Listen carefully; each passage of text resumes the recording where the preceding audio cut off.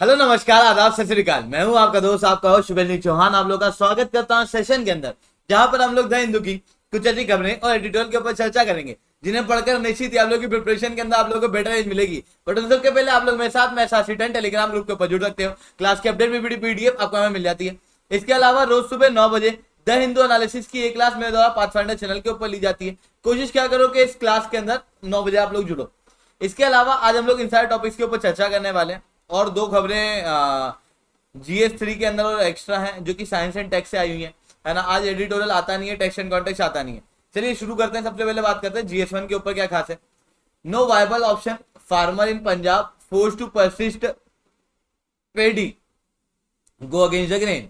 देखो यार, रिसेंटली क्या हुआ है, मतलब हमेशा ये वाटर स्ट्रेस के इशू है ना, फार्म के इशू ये आते रहते हैं क्वेश्चन के अंदर भी, और साथ में सिलेबस के अंदर GS3 के अंदर भी हम लोगों को एग्रीकल्चर दिखा देगा और GS1 के अंदर भी एग्रीकल्चर दिखा देता है। तो ऐसी कंडीशन के अंदर इन दोनों के पॉइंट ऑफ व्यू से ये टॉपिक जो है वो इंपॉर्टेंट हो जाता है। अब देखो, जब मैं अपन किसानों की बात करते हैं, खेती की बात करते हैं, तो पंजाब हरियाणा वाले रीजन के अंदर जब ग्रीन रिवॉल्यूशन हुआ, तो ग्रीन रिवॉल्यूशन होने के बाद में यहाँ पर पैडी बहुत उगाएगी, मतलब गेहूं चावल ये काफी उगाएगा। और जब चावल उगे यानी कि पैडी उगी, तो लगभग यहाँ पर आज के समय पे जब पूरे भारत की बात करता हूं तो 881.32 लाख टन तक का चावल जो है वो प्रोक्योर किया जाता है। जब ये चावल प्रोक्योर किया जाता है ना, तो इस 881.32 लाख टन में से 125.48 लाख टन तक का चावल जो है वो पंजाब से लाया जाता है, पंजाब से प्रोक्योर किया जाता है।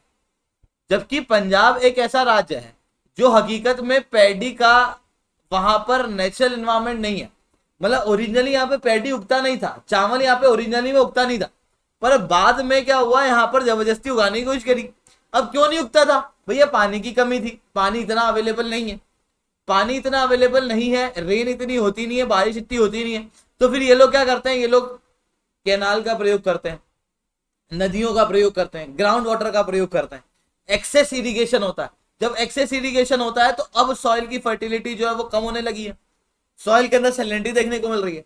साथ में क्या है कि एक्सेस वाटर का प्रयोग करने की वजह से ग्राउंड वाटर के अंदर डिप्लीशन देखने को मिला, और वही इशू जो है वो यहाँ पर बताया गया है for the over exploitation of ground water जो है वो यहाँ पर हम लोगों को देखने को मिल रहा है।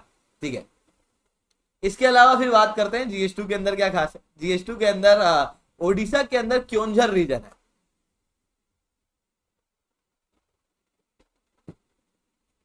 क्योंझर जो है वो रिच है पर बच्चे पुअर है। ऐसा क्या हो गया भैया क्योंझर रीजन में कि क्योंझर रिच है और बच्चे पुअर हैं? देखो, अगर आप क्योंझर रीजन देखोगे तो आपको यहाँ पर दिखाई दे रहा होगा, ये है क्योंझर, यहाँ पर सुंदरगढ़ दिख रहा होगा, यहाँ पर ये मयूरभंज दिख रहा होगा। ये जो पूरा बेल्ट है ना, ये आयरन के लिए बहुत फेमस है, यहाँ पर बहुत अच्छा आयरन मिलता है। ठीक है, गुरु महिसानी माइंस वगैरह यहाँ पर हम लोगों को मिल जाती है। वैसे ही अगर उड़ीसा के अंदर आप बीच वाले भाग में आओगे, ये अंगुल वगैरह वाले रीजन के अंदर, अंगुल संबलपुर के कुछ क्षेत्र, यहाँ पर हम लोगों को ना कोयला देखने को मिलता है, कोल। समझ रहे हो, ऊपर आयरन है नीचे कोल है। कितना बेहतरीन जगह साहब, जहां पर क्या हो जाता है सीधे स्टील इंडस्ट्री को बेनिफिट होता है। इसी कारण से आप अगर यहाँ पर सुंदरगढ़ के अंदर जाओगे तो इधर राउरकेला है, राउरकेला स्टील प्लांट आपको यहीं पे मिल जाएगा। ठीक है, जहां पर से यहाँ से कोल ले लिया जाता है, यहाँ से आयरन ले लिया जाता है, और साथ में यहाँ पर क्या होता है, कोयल नदी बहती है, जिसके कारण से भी राउरकेला के अंदर वो स्टील प्लांट है। वहीं अगर आप इसी ओडिशा के दक्षिण भाग में आओगे, यहाँ पर कालाहांडी कोरापुट वाले रीजन के अंदर, तो यहाँ पर आप देखते हो कि इन रीजन के अंदर एल्यूमिनियम अच्छा मिलता है ओडिशा के अंदर। ठीक है, अब क्योंझर मतलब क्योंकि ये नेचुरल रिसोर्स इंडस्ट्रीज वगैरह जो है वो यूपीएससी पॉइंट ऑफ व्यू से डायरेक्टली इंपॉर्टेंट है, GS1 के अंदर लिखी हुई है, इस कारण से मैं आपको बता रहा हूँ। ठीक है, तो अब ये जो क्योंझर रीजन, क्योंझर रीजन के अंदर क्या पाया जाता है? आयरन बहुत अच्छी क्वालिटी का पाया जाता है। ठीक है, ये जो आयरन पाया जा रहा है क्योंझर रीजन के अंदर, उसके बावजूद भी क्योंझर रीजन के अंदर हम लोग को देखने को मिल रहा है कि लोगों के अंदर गरीबी बहुत है, बच्चे जो है वो माल नरिश है, माल न्यूट्रिशन जो है वो देखने को मिल रहा है, क्योंकि माइनिंग ज्यादा होती है ना जहां पर, वहां पर ऐसे इशू कई बार देखने को मिल जाते हैं। ठीक है, तो यहाँ पर ना लगभग 128 बच्चों का अगर जन्म होता है, तो 128 बच्चों में से केवल 2-3 बच्चे ऐसे होते हैं जो हेल्दी होते हैं। हेल्दी मतलब क्या, 2.5 किलो से थोड़ा ऊपर का वजन। ठीक है, पर उसके अलावा जितने बच्चे हैं उन सबका वजन 2.5 किलो से कम मिल रहा है। कई सालों का वजन तो 2 किलो से भी कम मिल रहा है, जो कि बताता है कि अंडरवेट है बच्चे। नेशनल फैमिली हेल्थ सर्वे 5 जब आया, एनएफएचएस की 5वीं रिपोर्ट के अंदर ये बताया गया कि 25.9% महिलाएं ऐसी हैं जिनका बीएमआई रेशियो जो है वो बॉडी का कम है। हालांकि इन सारे पॉइंट को लिखने की आवश्यकता नहीं है, ठीक है, नोट करने की आवश्यकता नहीं है, क्योंकि इतना स्पेसिफिक डाटा जो है वो नहीं लिखना होता है ना, कि किसी डिस्ट्रिक्ट के अंदर क्या हो रहा, ये माल न्यूट्रिशन वगैरह का अगर डाटा लिखना है तो ये पूरे इंडिया के पॉइंट ऑफ व्यू से लिखो, जिसके अंदर बीएमआई रेशियो पूरे भारत के अंदर अगर आप देखोगे तो 20.8%। तो ये पॉइंट इंपॉर्टेंट है, पर ये डिस्ट्रिक्ट वाले पॉइंट इंपॉर्टेंट नहीं। इंपॉर्टेंट मैं इसलिए इसको बता रहा हूँ क्योंकि माल न्यूट्रिशन एक बड़ा इशू है हम लोगों के देश के अंदर, और ये माइनिंग वाले क्षेत्रों के अंदर कई बार देखने को मिलता है। अगर इससे रिलेटेड सवाल आ जाता है तो फिर आप यहाँ पर ना इन एग्जाम्पल को कोट कर सकते, इसलिए मैं इसको अलग से बता रहा हूँ। पर इसको कोई रटने की जरूरत नहीं है, इसको नोट करने की जरूरत नहीं है, बस एक बार देखो और आगे बढ़ो, ठीक है। इसके अलावा यूनाइटेड नेशन सिक्योरिटी काउंसिल के अंदर भारत जो है वो रिफॉर्म की मांग करेगा, मतलब कर ही रहा है, हमारी सेंट्रल थीम है अभी भी। और अभी हम लोगों को देखने को मिल रहा है कि यूनाइटेड नेशन जनरल असेंबली के ओपन सेशन जो है वो चल रहा है, 77th सेशन जो है वो भी चल रहा है। उस दौरान में भारत के एक्सटर्नल अफेयर मिनिस्टर ने कहा कि देखो हम लोगों को चाहिए यूनाइटेड नेशन सिक्योरिटी काउंसिल के अंदर रिफॉर्म। पर सवाल उठता है क्यों चाहिए, तो चलिए उसके ऊपर बात कर लेते हैं कि यूनाइटेड नेशन सिक्योरिटी काउंसिल के अंदर रिफॉर्म चाहिए तो चाहिए क्यों। देखो यार, जब मैं यूनाइटेड नेशन सिक्योरिटी काउंसिल की बात करता हूं तो ये एक इंटरनेशनल लेवल की, नेशनल तो नहीं है, इंटरनेशनल है। क्या काम करती है सिक्योरिटी काउंसिल? शांति और सिक्योरिटी को प्रोवाइड करने का नाम खुद बता रहा है, United Nation Security council security provide करेगी। सिक्योरिटी क्यों करेगी भैया, ऐसे ही सिक्योरिटी देना है क्या? सिक्योरिटी तो इसलिए देंगे ना ताकि पीस हो, तो पीस और सिक्योरिटी के लिए ये काम करती है। इसके अंदर लगभग 15 मेंबर होते हैं, 5 मेंबर परमानेंट है। कौन कौन से जल्दी से नीचे कमेंट करके बता दो। 10 मेंबर जो है वो टेम्परेरी होते हैं, और ये जो 15 मेंबर होते हैं, ये 10 मेंबर का टेन्योर 2 साल के आसपास का रहता है। ये जो 15 मेंबर होते हैं ये फिर एक एक 2-2 महीने की डिस्ट्रीब्यूट करते हैं अपने बीच में प्रेसिडेंसी, और आपस में ये लोग प्रेसिडेंसी जो है वो होल्ड करते हैं अगले 2 साल तक। फिर नॉन परमानेंट मेंबर जाते हैं, फिर नए नॉन परमानेंट मेंबर आते हैं, इस तरीके से ये चीजें जो है वो चलती रहती हैं। भारत की क्या मांगे भैया यूनाइटेड नेशन सिक्योरिटी काउंसिल से, क्यों रिफॉर्म करना है? तो यह भारत का कहना सीधे है कि यूनाइटेड नेशन सिक्योरिटी काउंसिल के अंदर हमको परमानेंट सीट चाहिए। पर क्यों चाहिए? यूनाइटेड नेशन सिक्योरिटी काउंसिल के अंदर परमानेंट सीट इसलिए चाहिए क्योंकि भारत लगभग 8 बार टेम्पररी मेंबर बन चुका है। जब हम लोग उतरते हैं यूनाइटेड नेशन सिक्योरिटी काउंसिल की सीट के लिए, हम लोग जीतते हैं। नॉट जस्ट इट, हम लोग यूनाइटेड नेशन सिक्योरिटी काउंसिल के डेवलपमेंट के लिए वो योगदान दिया है भारत ने। Bharat United Nation Security Council के अंदर पीस कीपिंग फोर्स भेजता है। 43 पीस कीपिंग मिशन के अंदर भारत ने भागीदारी ली है, और 1,60,000 की ट्रूप जो है वो भारत द्वारा भेजी गई है। दुनिया की सबसे बड़ी ट्रूप कहीं पे पीस कीपिंग फोर्स के अंदर है तो वो भारत की है। भारत जो है वो दूसरे देशों की काफी बार मदद भी करता है। United nation declaration of human right, इसको लाने के अंदर भारत ने बहुत मदद करी थी, क्योंकि उस समय पे अपार्थिड पॉलिसी चलती थी साउथ अफ्रीका के अंदर। उस अपार्थिड पॉलिसी के खिलाफ था भारत, और उस दौरान में universal declaration of human right जो है वो भारत की ही मदद से आया था। तो ये भी अगर आप देखोगे तो इंडिया के पॉइंट ऑफ व्यू से इंडिया के जो इश्यूज हैं, इंडिया के जो दावा है उसको स्ट्रॉन्ग करता है। इतना ही नहीं, भारत जो है दुनिया की एक बहुत बड़ी कंट्री है, 7वीं सबसे बड़ी कंट्री है साइज के अंदर। पॉपुलेशन के अंदर हम लोग दूसरी सबसे बड़ी है, दुनिया का सबसे बड़ा लोकतंत्र है हम। जब हम लोग इतनी बड़ी आबादी को रिप्रेजेंट करता है भारत, तो फिर सिक्योरिटी काउंसिल के अंदर भारत को परमानेंट मेंबरशिप क्यों नहीं? तो भारत की मांग है भैया परमानेंट मेंबरशिप की, और वो परमानेंट मेंबरशिप की मांग जो है वो भारत हमेशा रखता है यूनाइटेड नेशन सिक्योरिटी काउंसिल के अंदर। पर यूनाइटेड नेशन सिक्योरिटी काउंसिल के अंदर अब क्या समस्या, थोड़ी सी उनके ऊपर बात कर लेते हैं। देखो, यूनाइटेड नेशन सिक्योरिटी काउंसिल के अंदर 5 परमानेंट मेंबर हैं जिनके पास में वीटो पावर है। क्या नाम है इनका? इनका नाम है रशिया, इनका नाम है यूएस, इनका नाम है यूके, इनका नाम है चाइना, इनका नाम है फ्रांस। इन सबके पास में वीटो पावर, मतलब एक भी देश अगर विरोध कर दिया गया किसी इशू को लेके तो फिर उस इशू के ऊपर कुछ भी नहीं किया जा सकता। जैसे रशिया ने खुद ने अटैक किया, पर हम लोग कुछ कर ही नहीं सकते। हम लोग इस काउंसिल को कह रहे हैं सिक्योरिटी काउंसिल, जो पीस और सिक्योरिटी मेंटेन करेगी। यहाँ पर रशिया और चाइना जैसे देश है जो खुद सिक्योरिटी के ऊपर थ्रेट है। जो कौन कह रहा, मैं नहीं कह रहा, ये यूनाइटेड स्टेट्स कह रहा, नाटो कह रहा भैया, नाटो ने खुद ने कहा है। इस बार नाटो ने पहली बार कहा था कि चाइना जो है वो थ्रेट है विश्व की सिक्योरिटी के ऊपर। तो एक तो ये इशू है, दूसरा क्या है कि इन पांचों के बारे में वीटो पावर है। मतलब पांचों जब एक पेज पे आएंगे तभी किसी चीज के प्रति सिक्योरिटी हो सकती है, सबका मानना जरूरी है। पर यहां पर तो भैया पॉलिटिक्स चलती है, क्योंकि यूनाइटेड स्टेट्स है और रशिया है, दोनों एक पेज पे कैसे आएंगे। यूनाइटेड स्टेट्स है, चाइना है, दोनों एक पेज पे कैसे आएंगे, पेज पे आते ही नहीं है, तो फिर डिसीजन आते ही नहीं है। एक इनइफेक्टिव बॉडी के रूप में यूनाइटेड नेशन सिक्योरिटी काउंसिल देखने को मिलती है। साथ में क्या है कि इनकी जो मीटिंग होती है उस मीटिंग का कोई रिकॉर्ड बाहर नहीं आता। तो भैया इन्होंने क्या डिस्कस किया, किस तरीके से डिस्कस किया, वो बस ना हम लोगों को शब्दों में ही पता लगता है, उसको रिटर्न फॉर्म में कहीं नहीं लिखा जाता। साथ में क्या है कि ये जो यूनाइटेड नेशन सिक्योरिटी काउंसिल है, इसके अंदर मैंने 5 जो परमानेंट मेंबर बताए, इसके अंदर आप सोचो कि आपको अफ्रीकन देश कितने दिख रहे हैं, उनके अंदर आपको साउथ अमेरिका के देश कितने दिख रहे हैं, उनके अंदर आपको ऑस्ट्रेलिया जैसे कॉन्टिनेंट के लोग कितने दिख रहे हैं।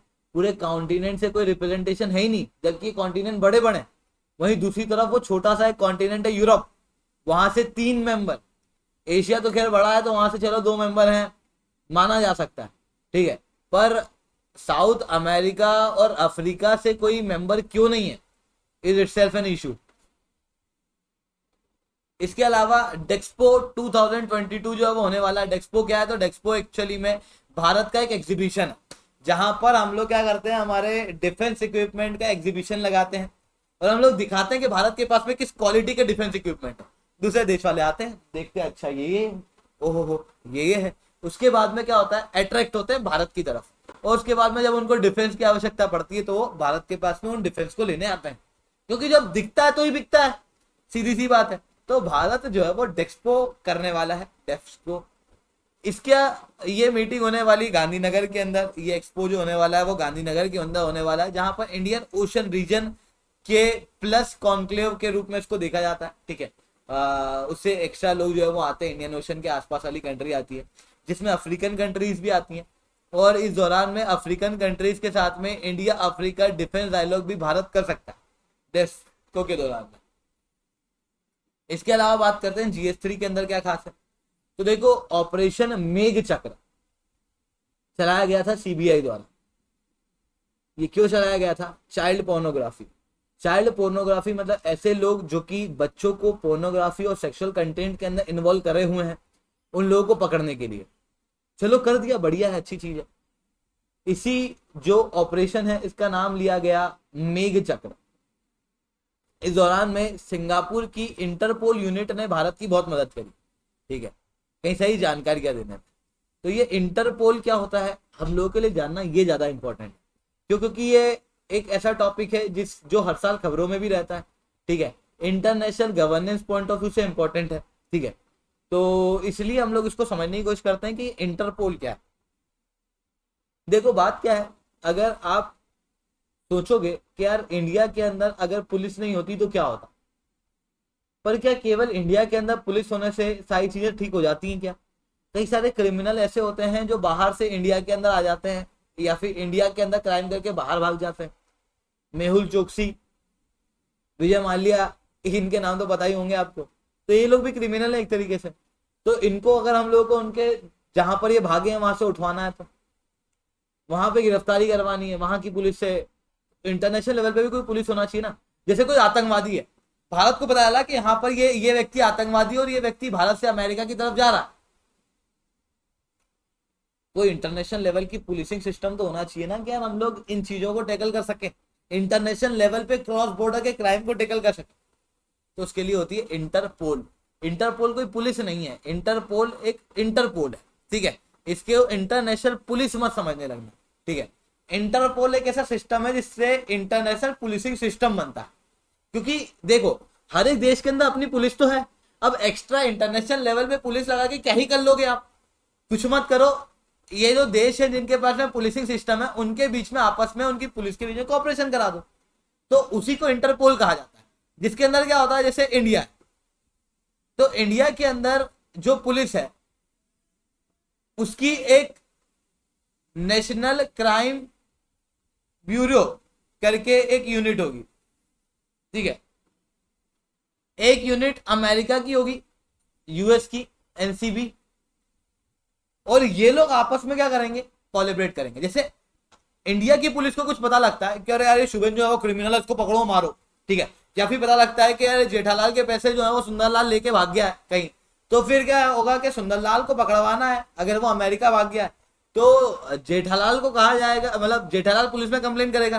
पुलिस जो है वो भारत की एनसीबी यूनिट अभी सीबीआई है, ठीक है। सीबीआई के अंदर जाके बोलेगी कि यार वो अमेरिका भाग गया। सीबीआई वाले जो है वो अमेरिका की जो एनसीबी होगी उसके साथ में कॉपरेट करेंगे, कहेंगे कि यार वो वहां से भाग गया, उसको उठवाना है। फिर वो लोग अपनी पुलिस को कहेंगे कि देखो भैया उसको उठाना है, और फिर उसको उठाया जाएगा। उठा के फिर वापस पुलिस उठाएगी, फिर एनसीबी को बताएगी, फिर सीबीआई के पास आएगी, वो भी भारत की पुलिस के पास में आएगा।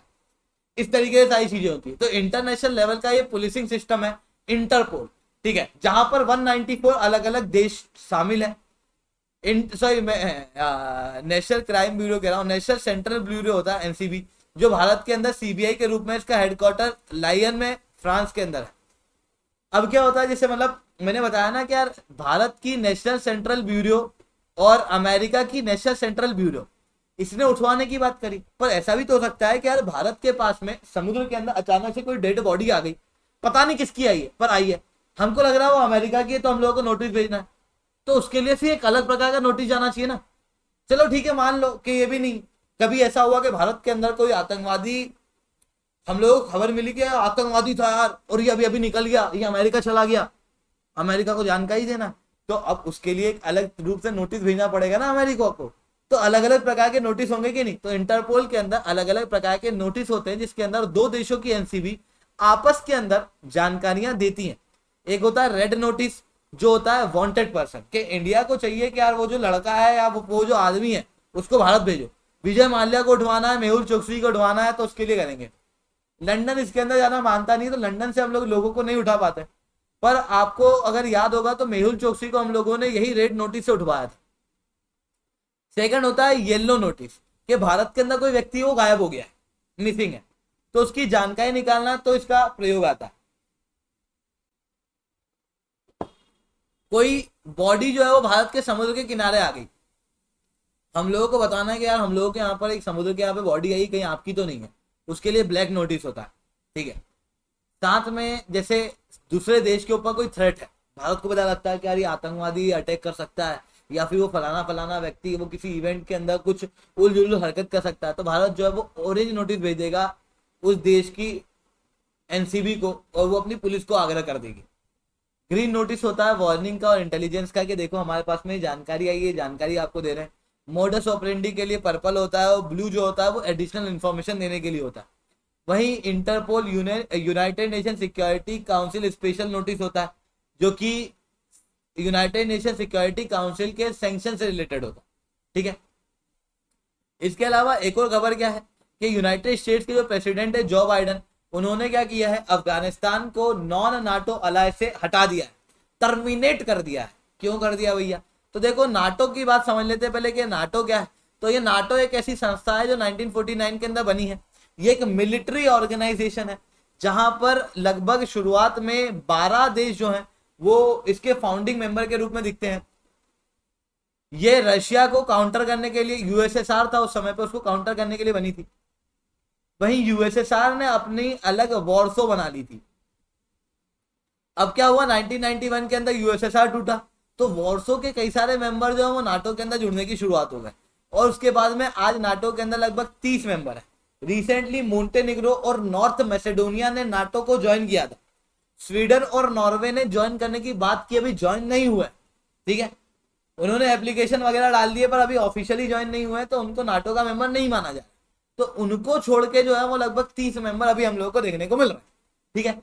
अब ये जो नाटो है ये मिलिट्री अलायंस है, तो क्या होता है कि जैसे अमेरिका के कुछ इक्विपमेंट है बहुत हाई क्वालिटी के, वो नाटो के मेंबर के पास ही जाते हैं। कुछ नॉन नाटो अलाइज होती हैं,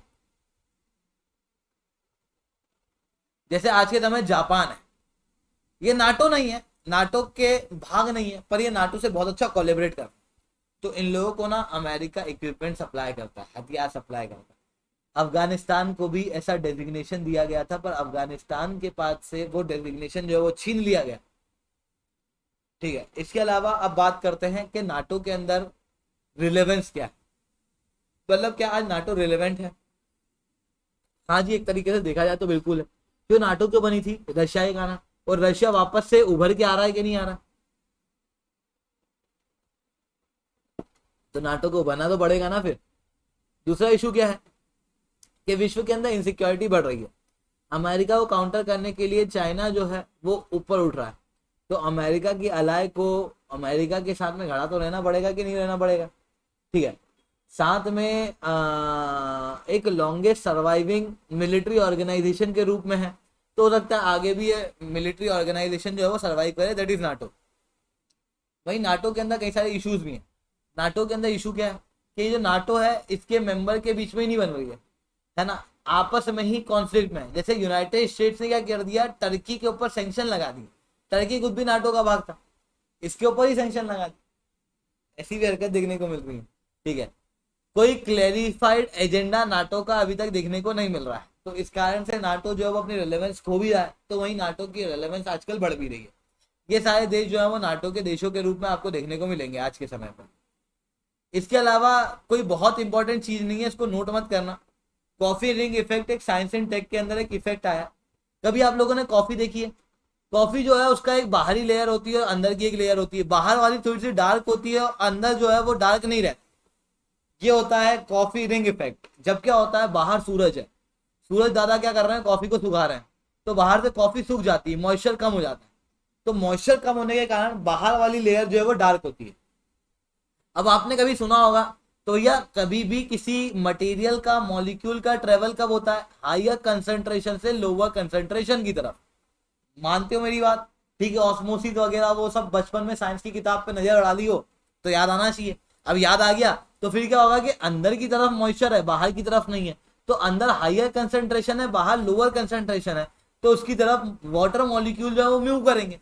जब वो मूव करेंगे तो मिनरल वगैरह को भी लेके जाएंगे, जिसके कारण से अलग अलग लेयर जो है वो इसके अंदर क्रिएट हो जाएगी।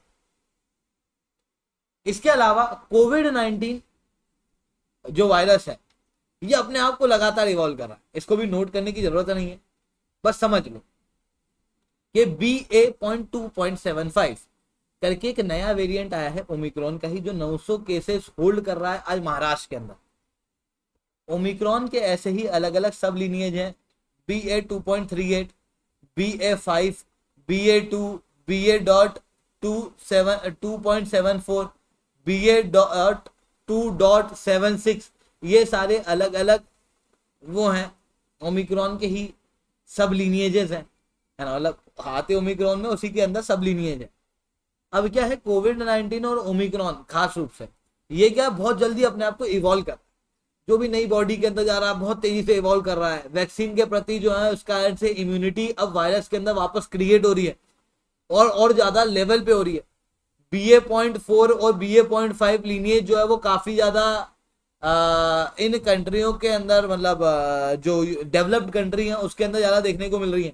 भारत के अंदर इतने ज्यादा केसेस देखने को नहीं मिल रहे हैं क्योंकि हम लोग यहाँ पे BA.5 और BA.4 है, वहीं दूसरे देशों के अंदर ये लीनिएज है, तो वहां पर क्या केसेस जो है वो ज्यादा मिल रहा है। वहीं अभी ये देखने को क्या मिल रहा है कि वायरस के अंदर लगातार ट्रांसमिशन होने की वजह से और इम्यून इवेजन कर रहा है, साथ में वैक्सीनेशन और सर्वेलेंस है, अब वायरस जो है वो बच गया है। मतलब क्या होता है कि वायरस जो है वो अलग बॉडी में जाता है, मेरी बॉडी है नॉर्मल है, जीवन चल रहा है वायरस का, बोला आहा खुशी हो रही है, मजा आ गया साहब।